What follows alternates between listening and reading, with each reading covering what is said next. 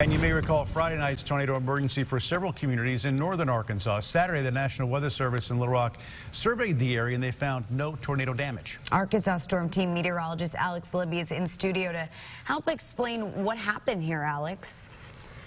Yeah, Bob and Laura, the setup for Friday night's event was one that gave the forecasters at the National Weather Service a very difficult decision to make. The powerful supercell started in Fulton County and tracked through Sharp, Lawrence, and Craighead counties. This part of the state is more than 100 miles away from the nearest radar site. Being this far from the radar meant the National Weather Service meteorologist had to rely on reports from the ground when issuing those warnings.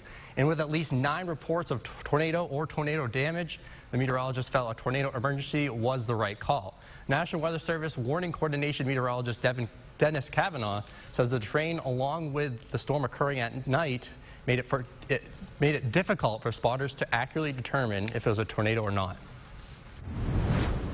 It's a low-hanging cloud that's usually a precursor to a tornado. If they see that and, the horizon is blocked by trees, they have to rely on lightning strikes in order to get a view of that low-hanging cloud, and that can be misleading. Kavanaugh says the National Weather Service is still investigating for a situation of a possible malicious report. And that's coming after there was confirmed to be a malicious report on Monday night's storm in Cabot.